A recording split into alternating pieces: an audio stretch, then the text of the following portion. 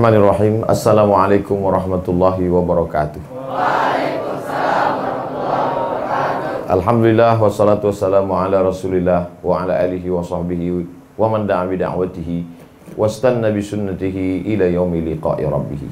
Yang sama-sama kita hormati Al-Mukarram Kiai Haji Hanafi Usman MPD, pimpinan Rumah Tahfiz Quran Umar bin Khattab Bogor. Mudah-mudahan dipanjangkan umurnya, disehatkan badannya, dan kita mendapatkan keberkahan ilmu beliau sampai hari kiamat insyaallah. Amin ya rabbal alamin. Bapak-bapak, ibu-ibu donatur, wali santri, santriwan, santriwati, tak dapat saya sebut satu persatu, insyaallah kita semua dimuliakan Allah Subhanahu wa taala. Amin ya rabbal alamin. Pondok pesantren itu rukunnya ada 5. Rukun itu artinya tiang. Rukun Islam ada 5, berarti tiang Islam ada 5. Sehebat apapun dinding, sehebat apapun atap, kalau tiangnya lapuk, maka bangunan itu akan tumbang. Lalu kemudian rukun yang 5 itu rukun pesantren. Macam-macam sekarang istilah dipakai. Ada yang dipakai dengan pondok pesantren, ada Islamic boarding school, ada namanya rumah Quran. Tapi sesungguhnya substansinya adalah sama, bahwa di sana lembaga pendidikan Islam yang pelajar-pelajarnya itu mondok, tidak pulang ke rumah. Maka ada 5 rukunnya. Rukun yang pertama ada kiainya. Orang di Turki menyebutnya ustaz. Di Aceh disebut tengku. Di Pulau Sumatera, di Riau disebut tuan guru. Di Jawa benda-benda keramat yang dimuliakan, dihormati itu disebut dengan kiai. Maka dulu orang Jawa menyebut tombak, menyebut keris, itu kiai. Bahkan lembu sapi berwarna putih pun itu dipanggil kiai. Kerbau yang warnanya putih itu disebut Kiai Slamet namanya. Makanya kalau ada kiai nggak bisa baca kitab, namanya Kiai Slamet. Tapi setelah Islam datang, penyebutan nama kiai itu beralih dari benda-benda keramat kepada orang-orang yang mulia. Kiai dimuliakan, dihormati. Lalu kemudian ada yang lebih tinggi daripada kiai, namanya sunan. Maka kita mengenang ada Sunan Gunung Jati, Sunan Kalijogo. Sunan diambil dari kata susunan. Kalau ketemu dengan dia, tangan kita disusun, susunan. Zaman dulu yang tangan bersusun-susun itu kalau ketemu sunan. Sekarang ketemu siapapun tangan disusun, karena corona. Orang takut bersalaman. Nah, jadi yang pertama itu ada kiainya. Alhamdulillah kiai kita ada. Kiai Haji Hanafi Usman MPD. MPD itu Master Pendidikan. Masalah mendidik anak-anak yang tak pandai baca Quran sampai bisa ngapal Quran, itu ada di Rumah Tahfiz Quran Umar bin Khattab Bogor. Daftarkan anak Anda sebelum pendaftaran tutup pada tanggal berikut ini. 2 tahun yang lalu itu ada Pak Bupati hadir. Bupati mana tuh Ustaz? Aceh Tengah. Berarti Aceh Tengah. Anak yang paling cepat menghafal Quran waktu itu anak 6 bulan 15 hari hafal Quran. Itu luar biasa. Jadi kiai itu dulu pernah kami buat seminar internasional tentang pendidikan Islam di Indonesia di Maroko. Pesertanya waktu itu PPI, Persatuan Pelajar Indonesia dari seluruh dunia. Dari Prancis pun hadir. Waktu itu Macron belum jadi presiden lagi. Lalu kemudian ditanyalah kepada narasumber, Pak Kiai, apa beda kiai zaman dulu sama kiai zaman sekarang? Dijawablah sama Kiai Haji Mustafa Bisri. Kata beliau, kiai zaman dulu itu dia lebih dulu bangun daripada santrinya. Jadi kiai lebih dulu bangun, baru santrinya bangun. Dan santri lebih dulu tidur, baru kiainya. Dulu begitu. Kiai zaman sekarang, dia tidak pernah tahu karena rumah dia jauh dari pesantren. Tiba-tiba awal bulan dia datang, siapa yang belum bayar uang sekolah? Itu kata Kiai dulu, kata Kiai Haji Mustafa Bisri. Tapi itu tidak terjadi di Rumah Quran Umar bin Khattab. Kenapa? Karena di sini orang tidak ditanya kapan bayar uang sekolah, karena sekolahnya Gratis. Jadi yang masih ada kiai yang diceritakan seperti kiai zaman dulu itu adanya di rumah Quran Umar bin Khattab. Anda ingin melihat kiai yang zaman dulu, datanglah kemari. Casingnya seperti kiai zaman sekarang, tapi signalnya macam kiai zaman dulu. Kiai lebih dulu terbangun jaga. Jadi kalau santrinya bangun jam 3 untuk tahajud, kiainya bangun jam 2.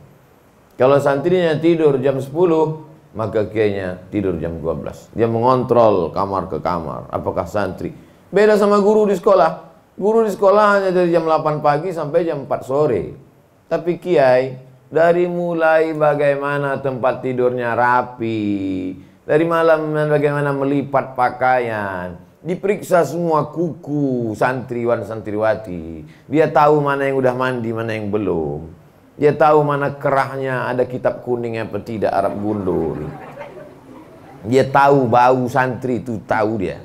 Lain orang lain baunya. Dari mana Ustadz mengatakan bau manusia itu lain? Coba baca tentang kisah Nabi Yakub alaihissalam. Nabi Yakub itu sampai buta matanya, dipisahkan dari Nabi Yusuf. Tapi begitu dia mencium, inni la ajidu riha Yusuf, aku mencium bau Yusuf. Dicium oleh dia. Jadi jangan macam-macam kalian. Belum mulai buka mata, cium baunya. Nah, ini lain baunya. Bau ikan panggang. Jadi kiai ini luar biasa. Jadi Ustaz Somad dulu cita-citanya sebetulnya apa? Cita-cita saya dulu jadi kiai. Saya dulu maunya pulang dari Maroko, beli tanah, buat kolam ikan, tanam kangkung, tanam ubi, buka pesantren, ngajar, lalu kemudian malam ceramah di kampung, maunya gitu dulu. Tapi kemudian saya, kata almarhumah ibu saya, kau kan S1 Al-Azhar, S2 dari Maroko, cobalah kau dulu jadi dosen. Aku ingin kau jadi dosen, kata dia. Iyalah mak, kata saya. Ikut saya jadi dosen, lulus. Habis itu saya ceramah di masjid-masjid, direkam. Habis itu diusir-usir, viral.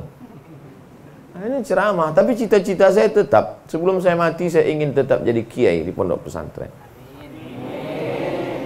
Dan alhamdulillah, belum saya jadi kiai, masjidnya udah jadi duluan.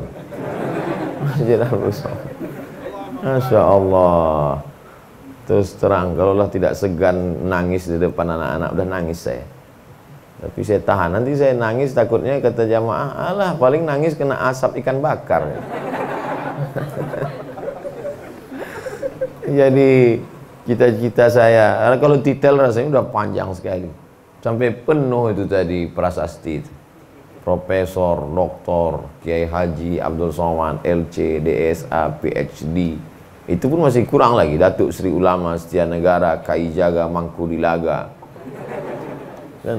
Tapi ada satu kerinduan, rindu duduk bersama santriwan santriwati, rindu mengontrol mereka sholat berjamaah, rindu membimbing sholat tahajud malam. Tapi kalau saya tinggalkan tabligh akbar penyemangat umat keliling ini, saya dilema. Satu sisi saya dikatakan, Ustadz semangat terus keliling, bangkitkan semangat kami. Jadi saya keliling lagi. Sampai kapan ini Pak Ustadz? Ya sampai orang capek mendengar atau saya capek ceramah. Tapi sebelum mati tetap ingin mengajar di pondok pesantren. Pesan yang ingin saya sampaikan sebenarnya adalah para ustadz yang sudah ada di pesantren ini nikmat besar. Berapa banyak orang ingin jadi guru mengajar di pesantren, tak tercapai cita-citanya. Tak tercapai. Niatnya ada, santrinya nggak ada. Niatnya ada, tanahnya tak ada. Ini lengkap semua. Masjid di atas air, inilah dia. Di Maroko ada masjid di atas air, laut Mediterania, didirikan oleh Raja Hasan II. Tertulis, wa kana arsyuhu 'alal ma'. Singgasana di atas air. Di atas laut. Tapi ini lengkap di atas air, ada ikannya di bawah. Ikan mentah dan ikan matang. Ada semua. Cantik, indah. Dulu saya melepas ikan itu di sini 2 tahun yang lalu. Mungkin ikan-ikan yang saya lepas itu sudah punya cucu cicit. Cucu-cucunya itu yang sedang dibakar itu. Ini terus terang saya tak bisa lama tausiah ini karena hilang fokus saya menengok mereka. Tapi 5 rukun itu tetap akan saya sampaikan. Guru santriwan yang disebut dengan kiai itu tidak bisa dibayar dengan uang. Apa sanggup kita membayar jerih payah, tetes puluh keringat air mata mereka dari mulai bangun pagi sampai tidur malam? Tak bisa kita bayar. Maka ini ada seninya. Sesuatu kalau kita cintai, kita nikmati. Kalau mencintai santriwan, santriwati, mengajar itu seni, senang kita, maka nikmat. Tapi kalau kita stres, tidak suka, depresi. Maka saya sampaikan kepada para ustadz, para kiai, kalau memang ini dinikmati, itu insya Allah panjang umur. Tapi kalau tidak, kita jadi stres, depresi, silap-silap bisa nyemplung ke kolam ini. Kenapa? Karena dia suntuk. Tapi saya yakin dan percaya, Al-Quran itu adalah obat. Karena Allah mengatakan, wa nunazzilu minal Qur'ani ma huwa syifa. Kami turunkan Al-Quran itu syifa, sebagai obat, penenang jiwa. Orang yang datang dari kota besar, hiruk pikuk, galau, datang kemari tenang pikirannya. Saya pun begitu masuk, datang kemari melangkah, suasananya, santri-santrinya tenang. Sempat agak suntuk tadi sejenak, membayangkan WC yang 6 tadi. Dalam hati saya, nanti saya akan, waktu tadi Ustadz Hanafi Usman mengatakan, kita kekurangan 6 WC. Dalam hati saya, nanti aku akan ngasih WC 1 dalam hati saya. Tapi tak saya bilang dalam hati saya. Habis itu pas selesai, langsung Ustadz Hanafi bilang, Ustadz, Pak Riko menyanggupi 6 WC, kata. Dalam hati saya, wah, aku tadi udah sempat niat 1. Berarti nggak jadilah. Tetap saya kasih, tapi tidak untuk WC itu. Saya diduitkan aja nanti. Nanti saya titipkan ke Ustadz Hanafi. Itu saya cakapkan gini, takut saya setan kan, nggak usah jadi aja, nggak usah. Soalnya dia udah berapa kali bisik ini. Katanya, nggak usah, simpan aja, bawa pulang aja. Kata. Jadi saya lawan, setan, aku tetap ngasih. Kata setan, gagal deh. Itu tujuannya saya sebutkan ini. Jadi berbahagialah para ustadz. Santriwan-santriwati ini nanti akan menjadi gubernur. Akan menjadi bupati. Akan menjadi tentara. Akan menjadi arsitek. Akan menjadi pengacara. Tidak ada pun satu pun yang jadi ustadz. Karena mereka adalah bupati yang ustadz, pengacara yang ustadz, hakim yang ustadz, polisi yang ustadz, dan tentara yang ustadz. Itu bedanya. Di tempat lain dicetak menjadi ustadz, sini tidak. Dari mana ustadz tahu? Mereka udah pakai dasi dari sekarang. Diplomat sudah siap ditempatkan di seluruh dunia. Ada yang di kutub utara. Balik jadi es batu. Tapi mereka luar biasa. Al-Quran di kepalanya. Begitu disuruh ceramah, arigato. Saya bahasa Jepangnya yang ingat saya cuman itu aja, arigato. Oh, ada satu lagi. Perempuan hamil mandi di tepi pantai. Kukira kura-kura.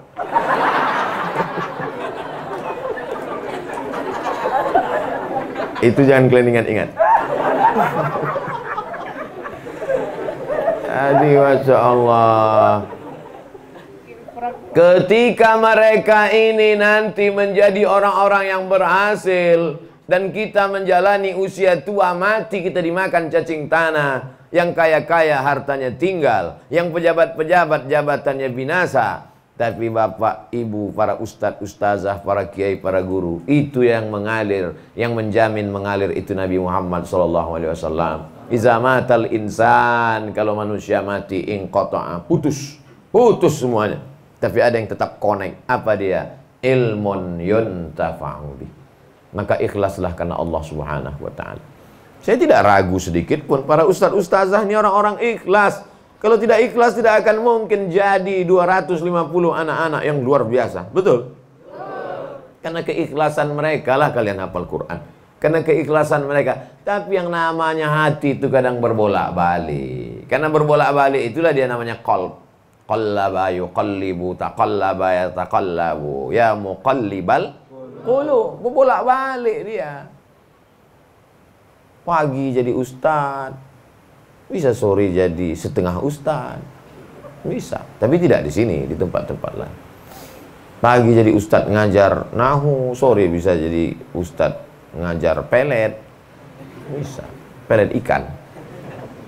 Tapi kalau dia istiqomah, insya Allah, maka ini kuatkan. Kalau berharap kepada pemerintah, oh terlalu jauh. Guru fisika di PNS kan, guru kimia PNS, guru matematika PNS, guru nahu, guru tajwid, guru akidah akhlak. Padahal itulah yang menyelamatkan anak bangsa. Maka kita berharap, tapi mereka tidak berharap PNS.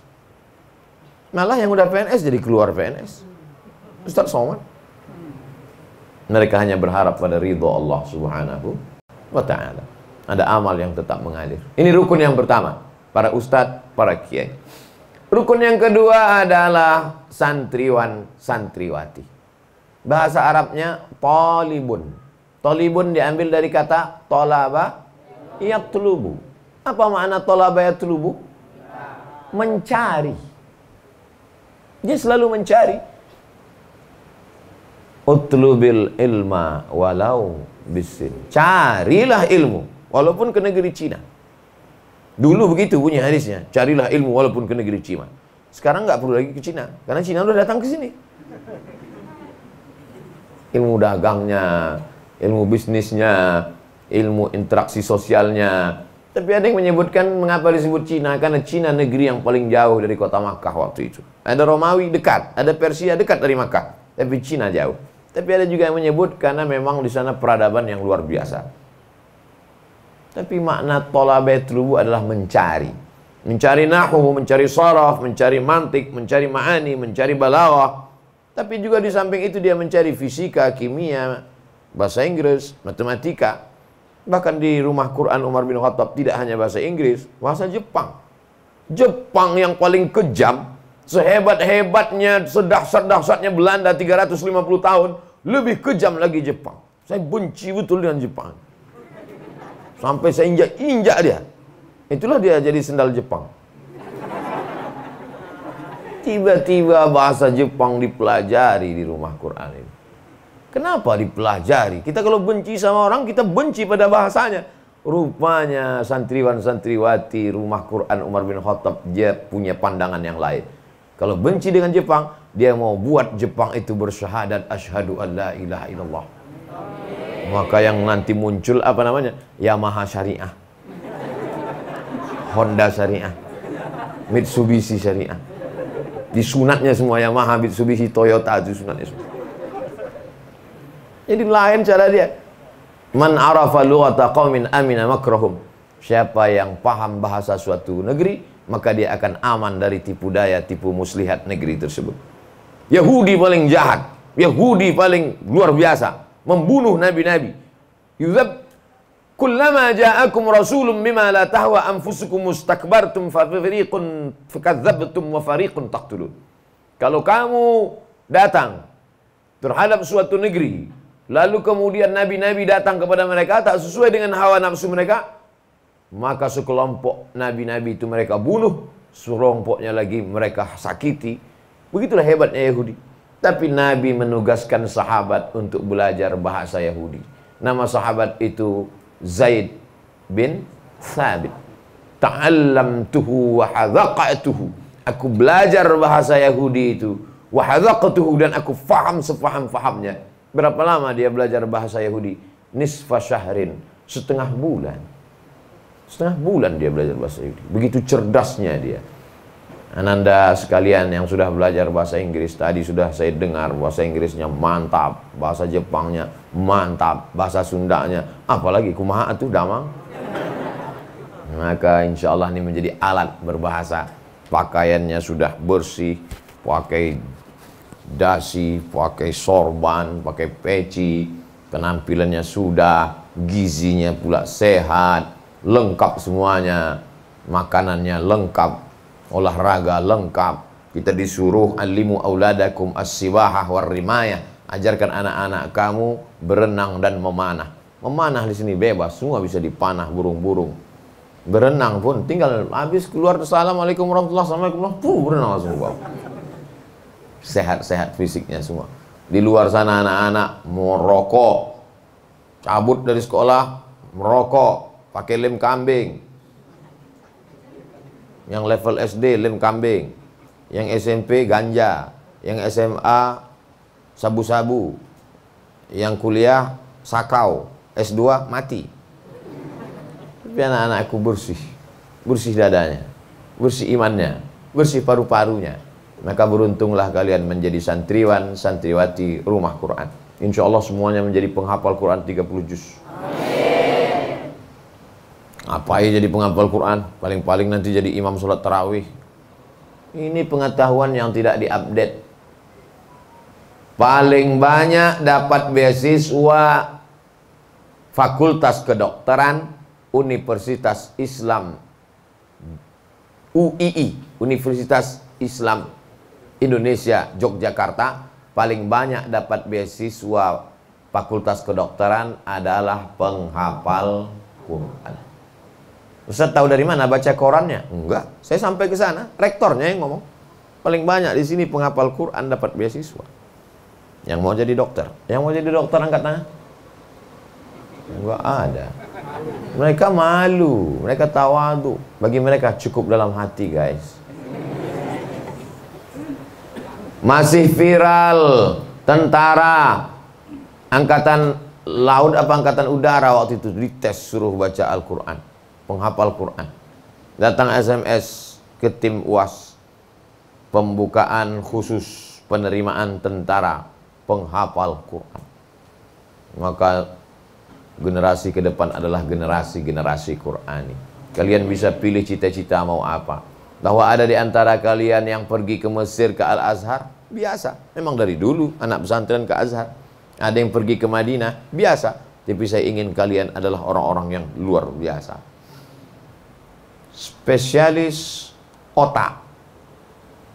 Al-Hafiz, penghafal Quran. Bangga apa tak bangga? Bangga.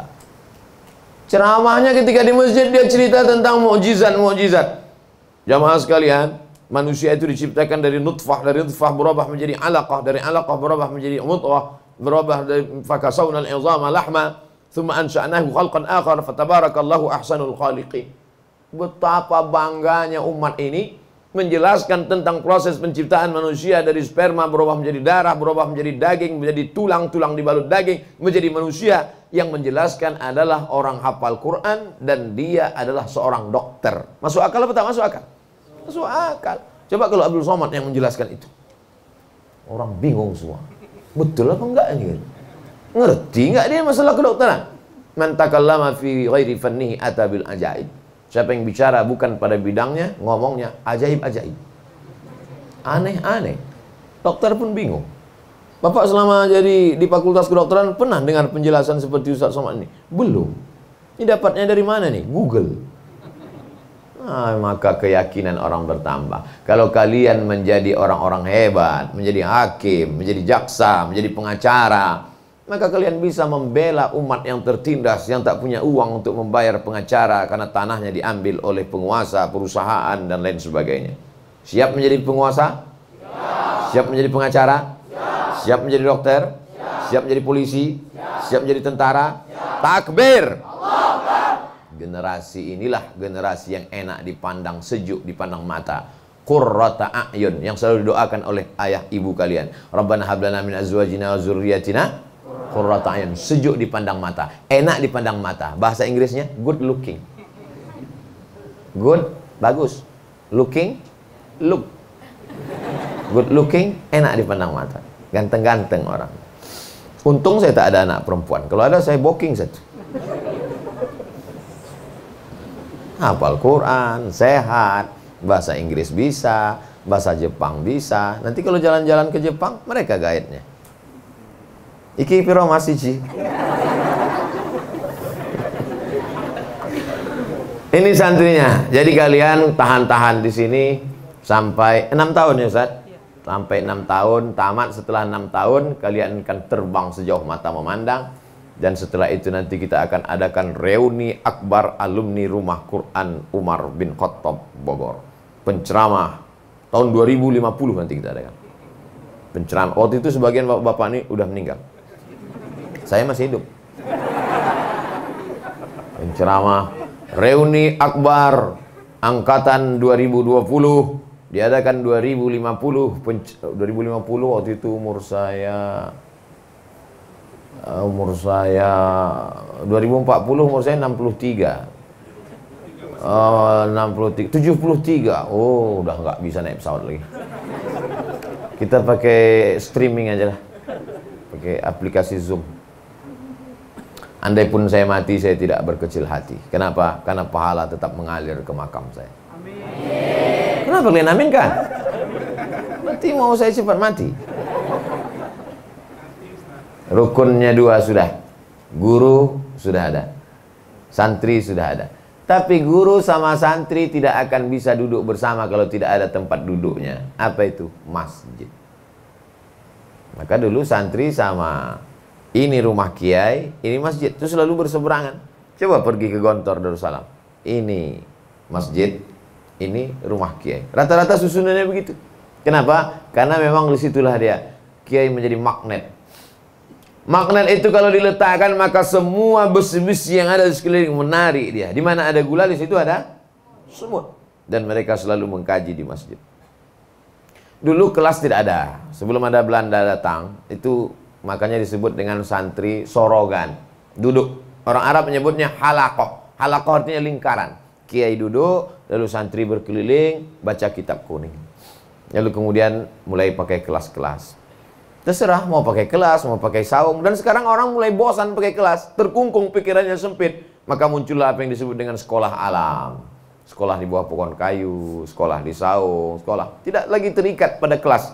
Dan inilah yang diajarkan Nabi Muhammad SAW. Nabi tak ada ngajar pakai kelas. Nabi sholat, Nabi duduk di Masjid Nabawi dikelilingi oleh para sahabat. Man salaka tariqan, siapa yang melewati suatu jalan, yaltamisu fihi ilman, dia mendapatkan ilmu di jalan itu. Sahalallahu lahu bihi tariqan ilal jannah, dimudahkan Allah jalannya menuju surga. Jadi masjid sebagai tempat peradaban Islam dibangun dari masjid. Lalu kemudian muncul kelas. Yang mau pakai kelas nggak salah, tapi sekarang buktinya beberapa sekolah tidak pakai kelas. Namanya apa? Sekolah agrokultural. Namanya apa? Sekolah homeschooling. Homeschooling nggak pakai kelas, belajar di rumah. Sekolah alam, belajar di bawah pohon kayu, belajar di tepi kolam, belajar di saung-saung. Karena itu kan hanya cara untuk memasukkan transformasi ilmu ke dalam akal pikiran, ke dalam hati, sehingga menjadi manusia-manusia bermanfaat, calon-calon pemimpin masa depan insya Allah. Amin. Tapi semuanya berawal dari masjid. Peradaban Islam yang begini hebat ini berawal dari mana? Dari Masjid Nabawi yang hanya 22 meter panjangnya, ke belakang itu hanya 15 meter. Disitulah dicetak Abdurrahman bin Auf. Disitulah dibentuk Abdullah bin Umar. Disitulah dididik Abu Hurairah radhiyallahu an. Maka saya yakin dan percaya dari masjid ini pula lah akan lahir pemimpin-pemimpin seperti sahabat Nabi dulu yang dididik oleh Nabi Muhammad SAW. Habis subuh mereka diajak berzikir, belajar. Di dalam kepalanya berbagai macam ilmu. Dia tidak hanya punya ilmu agama tapi juga punya ilmu umum. Dia tidak hanya punya ilmu teori. Sekarang berapa banyak anak-anak di fakultas peternakan, fakultas perikanan, kalau cerita masalah ternak ikan, bisa dia menulis buku ternak ikan, cara beternak ikan. Tapi ternyata seumur hidup tidak pernah beternak ikan. Beternak ikan di atas kertas. Sejarah ikan, macam-macam ikan, jenis-jenis ikan, bentuk-bentuk ikan, model-model kolam ikan, cara hebat. Pas ditanya, pernah beternak ikan? Enggak. Tapi di sini kita langsung praktek. Maka ini adalah ilmu terapan. Begitu tamat dari sini, tidak semuanya jadi ustadz, tidak semuanya jadi pejabat, tidak semuanya jadi pengusaha, tapi entrepreneur. Kamu tamat dari rumah Quran? Ya Ustadz Somad. Waktu Ustadz dulu datang ke pondok kami, saya waktu itu ada. Kamu yang bahasa Jepang itu? Enggak, saya yang bagian-bagian belakang aja Pak Ustadz. Terus apa kerja kau sekarang? Dokter? Enggak. Polisi? Enggak. Tentara? Enggak. Terus saya pulang kampung ternak ikan Pak Ustadz. Banyak kolamnya. Ya sejauh mata memandang lah Pak Ustadz. Ikannya banyak? 2 ekor. Apa kolamnya luas ikannya 2? Memang 2 ekor Pak Ustadz, tapi sebesar paus biru. Diekspor ke Jepang. Ikan itu saya ekspor ke Jepang Pak Ustadz. Kok bisa ekspor ke Jepang? Kami kan bisa bahasa Jepang. Orang Jepang suka makan ikan. Potong ikan itu tipis-tipis, dibalut pakai nasi, pakai rumput laut, potong kecil-kecil. Namanya sushi. Yang pandai main tenis itu Susi Susanti. Ini luar biasa. Maka masjid adalah peradaban, mencetak penghafal Quran, mencetak entrepreneur muslim, mencetak. Maka dari rumah Quran Umar bin Khattab akan lahirlah rumah Quran Umar bin Khattab 1, rumah Quran Umar bin Khattab 2, rumah Quran Umar bin Khattab 3, dari Pulau Sabang di ujung Aceh sampai Papua, insya Allah. Amin. Cita-citanya mesti begitu. Kalau ada rumah Quran 1, rumah Quran Umar bin Khattab 2, rumah Quran, tentu sepaket dia. Masjidnya pun begitu juga. Masjid Abdul Somad 1, Masjid Abdul Somad 2. Itu nggak boleh robah namanya. Mengalir juga pahalanya ke makam Abdul Somad. Ini Abdul Somad ini enak-enaknya aja. Yang mengajar, susah mengajar santri-santri ini ustaz. Dia cuma datang lepas ikan. Pas datang mau makan ikan. Dia sekali-sekali datangnya pun 2 tahun sekali, tiba-tiba masjid udah jadi. Enak-enaknya aja Abdul Somad ini. Maka insya Allah ada orang-orang yang tidak dikenal oleh dunia. Ada orang-orang yang tidak dikenal, tidak viral, tapi dia lebih dimuliakan di hadapan Allah Subhanahu wa ta'ala. Mereka adalah orang-orang yang lebih ikhlas daripada Abdul Somad. Hatinya tidak kena ria, hatinya tidak kena sum'ah. Saya iri dengan mereka. Mereka nampaknya seperti orang biasa, tapi sesungguhnya mereka bersama dengan Nabi Muhammad sallallahu alaihi wasallam. Rukun pertama ada kiai, ada ustaz. Rukun kedua ada santriwan, ada santriwati. Mereka berdua duduk bersama di masjid. Tapi mereka kan tidak cuma di masjid. Mereka lapar, ada makan, ada tempat makannya. Habis makan, ada tempat nya. Itulah yang tadi yang masa santrinya 250, WC-nya 6. Ngantrinya mana ceritanya, bisa-bisa keluar dari atas dia. Maka alhamdulillah ada hamba Allah yang luar biasa. Man yassara an mu'sirin yassarallahu anhu yaumal qiyamah. Siapa yang memudahkan kesulitan orang beriman, dimudahkan Allah pula urusannya pada hari kiamat. Man farraja an muslimin kurbatan min kurabid dunya farrajallahu anhu kurbatan min kurabi yaumil qiyamah. Siapa yang melepaskan satu kesulitan dunia, dilepaskan Allah dari satu kesulitan hari kiamat. Kesulitan padang mahsyar, kesulitan titian siratal mustaqim, kesulitan timbang amal hisab, kesulitan hari kiamat, mudah bagi dia karena sudah memudahkan urusan orang. Tidak ada urusan yang paling sulit di atas dunia ini melebihi kesulitan kebelet. Pernah merasakannya? Secantik-cantiknya artis, kalau sudah kebelet, gimana bentuk wajahnya? Macam jeruk purut dipijak gajah. Biru mukanya. Jangan bayangkan. Tiba-tiba datang WC, sekali datang 6. Ini banyak orang yang logika berpikirnya sekarang ini kacau. Man bana masjidan banallah mislahu baitan fil jannah. Siapa yang bangun masjid, dibangunkan istana di surga. Itulah makanya saya nggak mau ngasih WC Pak Ustaz. Kenapa? Kalau saya bangun masjid, saya dapat istana di surga. Kalau saya bangun WC, masa dapat WC di surga? Inilah orang berpikirnya nggak begitu. Di surga itu nggak ada WC. Karena di surga orang nggak ada buang air besar, nggak ada buang air kecil. Mana bisa? Gimana orang makan minum nggak buang air besar, nggak buang air kecil? Bayi dalam perut. Bayi di dalam makan minum dia. Tapi nggak ada bayi buang air besar, buang air kecil. Untuk memahami bayi dalam janin, dalam perut aja kamu nggak bisa, apalagi dalam surga. Surga itu mala a'yunun ra'at, wala udhunun sami'at, wala khatara ala qalbi bashar. Tak pernah terlintas di dalam pikiran, tak pernah dilihat mata, tak pernah terdengar telinga. Itulah surga. Jadi jangan nanti dikatakan, alah bapak itu kemarin buat WC, paling-paling di surga dapat WC. Nggak begitu logika berpikirnya. Sudah memudahkan segala urusan santriwan-santriwati, dan WC itu akan dipakai sampai hari kiamat insya Allah. Tulis itu nanti, WC ini dipakai sampai hari kiamat. Rukun yang keempat, di sana ada yang dipelajari. Apa dia? Kitab kuning. Dulu disebut kitab itu kuning karena percetakannya di Surabaya pakai kertas dari ubi kayu, diolah, dicampur jadi kertas kuning. Sampai di Kairo, santri-santri ini belajar di Al-Azhar, kitabnya putih. Terus ditanya sama orang tuanya, kamu di Azhar belajar kitab kuning? Putih, Mak. Kertas di Mesir, putih. Kertas itu dari mana? Dari tempat kita. Pokok kayunya di mana? Di tempat kita. Diolah dalam bentuk pulp and paper. Pulp, bubur. Bubur, kertas itu diolah, kayu-kayu itu dimasak jadi bubur. Kayu kan hitam, Pak Ustadz, kok bisa jadi putih? Getah hitamnya dihilangkan dengan batu kapur.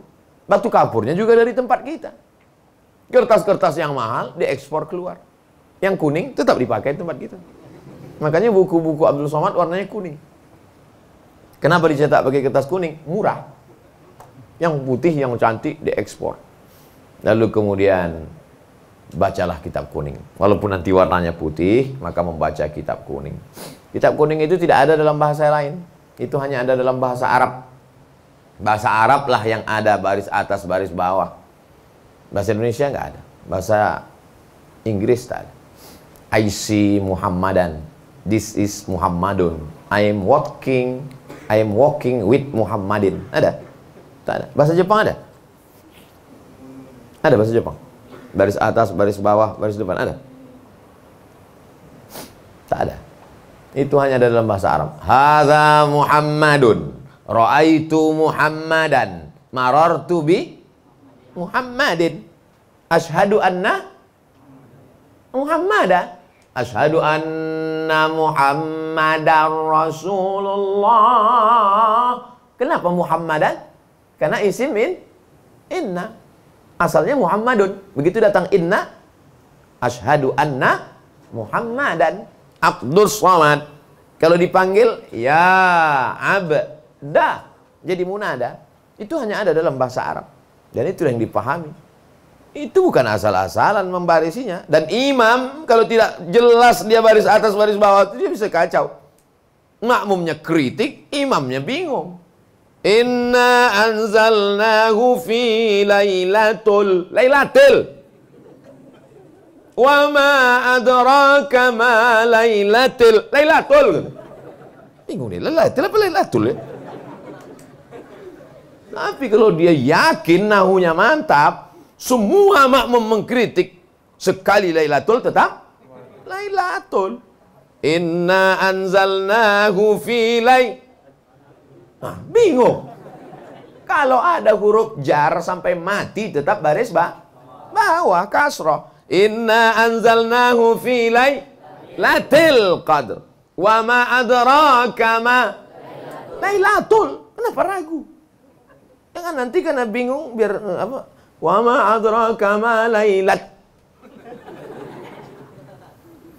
Disukunkan semuanya. Baca kitab sukun semuanya. Nggak bisa begitu. Nah, ini kitab kuning ini. Kenapa kita mesti belajar kitab kuning? Karena bahasa Arab, Qur'annya bahasa Arab, hadisnya bahasa Arab, fikih bahasa Arab. Kan udah ada terjemah Pak Ustadz. Lain bahasa terjemah. Anak-anakku nanti akan menerjemahkan buku-buku ini insya Allah. Amin. Sampai hari ini tidak ada orang sholat pakai bahasa Indonesia. Walaupun kalian hebat bahasa Inggris, tak ada. Rabbighfirli, please forgive me. Warhamni, bless me. Tak ada. Inna sholati, my praying. Wa mahyaya, my life. Wa mamati, my die. Lillahi ta'ala, for you, oh my God. Nggak ada itu. Kita tetap pakai bahasa Arab. Kalau ada orang sholat tidak pakai bahasa Arab, sholatnya batal. Maka bahasa Arab ini kalian akan sampaikan. Ini penting. Adapun bahasa Inggris, bahasa tak perlu Ustadz Somad suruh kami belajar bahasa Inggris, bahasa Jepang. Kami sudah mempraktekkannya. Dan kami sudah mendengarnya secara nyata. Dan kami sudah melihatnya secara nyata. Pas terjemahan Quran bahasa Jepang tadi, tak bisa kami menahan senyum. Senyum sedikit. Rukun yang pertama, ada kiai, ada ustadz, ada ulama. Rukun yang kedua, ada santriwan, ada santriwati, ada penuntut ilmu. Rukun yang ketiga, mereka bersama di masjid. Dan masjid itu ada di sekelilingnya rumah, ada asrama, ada tempat belajar, ada WC, ada toilet, ada sarana olahraga, ada ruang pertemuan. Yang keempat, apa yang mereka kaji? Mereka kaji di sana Al-Quran, hadis, fikih, usul fikih, qawaidul fikih, ulumul hadis, mustalah hadis, rijalul hadis. mukhtaliful hadis, tafsir, ulumul Quran, arud qawafi, tajwid, semua ilmu-ilmu keislaman. Tapi juga mereka di sana belajar tentang ilmu entrepreneur, bercocok tanam, bagaimana menanam jeruk, bagaimana menanam ubi, bagaimana beternak ikan, bagaimana arsitektur, membuat bangunan, bagaimana cara membuat masjid di atas air. Nah, itu semua dipelajari semua. Lalu kemudian yang terakhir adalah di antara rukun pesantren itu tidak bisa dilepaskan. Mereka punya ilmu bagaimana berkomunikasi, interaksi sosial yang baik. Sayang kepada anak bukan diletakkan di rumah, dikasih kamar, di kamar itu ada TV-nya, di kamar itu ada bioskopnya, dikasih mobil, dikasih motor. Bukan. Sayang kepada anak dilepas dia ke pondok pesantren supaya dia bisa berinteraksi sosial dengan orang lain. Saya belajar di Madrasah Muallimin Al-Wasliyah. Habis itu di pondok pesantren Darul Arafah. Habis itu Madrasah Muallimin Al-Wasliyah. Habis itu Madrasah Nurul Falah. Dengan banyak belajar itu, banyak kenal orang, banyak berkomunikasi dengan orang. Bagaimana kita berteman? Berteman dengan orang Aceh, begini komunikasinya. Teman dengan orang Jawa, berteman dengan orang Sumatera Utara, macam-macam. Berteman dengan orang Sunda, lembut, sampai tak terdengar suara. Kau dari mana? Bertemu pula sama orang Medan. Bertamu di rumah orang Medan. Dulu waktu di Mesir macam-macam jumpa. Rumah orang Medan. Makan gitu. Ngamuk.